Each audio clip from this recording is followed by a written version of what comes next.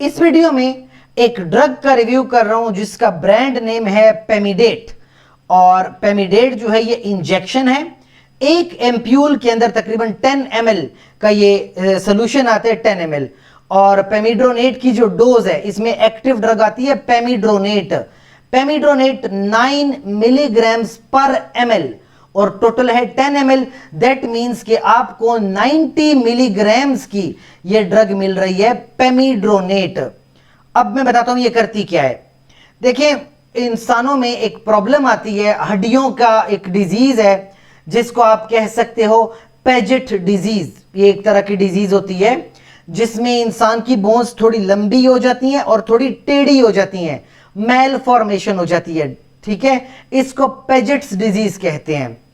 अब होता यह है पेजेट्स डिजीज में कि आप ये मेडिसिन इस्तेमाल कर सकते हो क्योंकि इसका डायरेक्ट इफेक्ट बोन्स के ऊपर आता है। इसकी जो डोज है 30 मिलीग्राम्स आईवी में ली जा सकती है।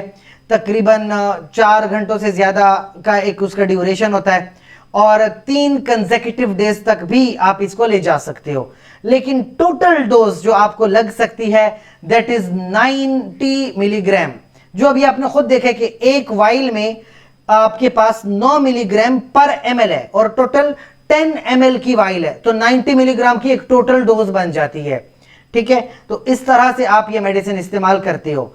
इसके अलावा अगर मैलिग्नेंसी रिलेटेड हाइपरकैल्सीमिया है, किसी को कैंसर है और उसके ब्लड में कैल्शियम का लेवल बहुत ज्यादा हो चुका है, या हड्डियों का जैसे कैंसर हो जाता है, या हड्डियों की प्रॉब्लम्स हैं, यानी कैंसर से रिलेटेड, तब भी यह मेडिसिन इस्तेमाल की गई है। 90 मिलीग्राम्स तकरीबन 3 से 4 हफ्तों में ले ली जाती है।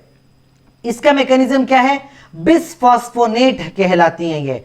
बिसफॉस्फोनेट डायरेक्टली जाती है इंसान की बोन्स के अंदर, और बोन्स की जो ऑस्टियोक्लास्ट एक्टिविटी है, ये बोन्स के अंदर एक एक्टिविटी होती है ऑस्टियोक्लास्ट, जो आपकी बोन को आराम आराम से तोड़ रहा होता है। तो इसकी एक्टिविटी को बंद कर दिया जाता है ताकि बोन्स की जो रिजॉर्प्शन है, बोन्स का जो टूटने का अमल है, वो बंद हो जाए।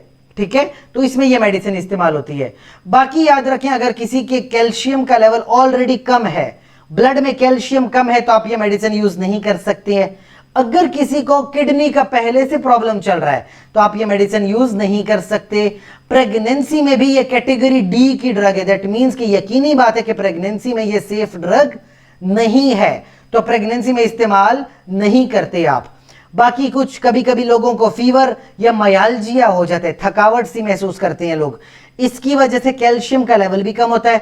किडनी में भी थोड़ा बहुत दबाव पड़ता है, टॉक्सिसिटी आ जाती है।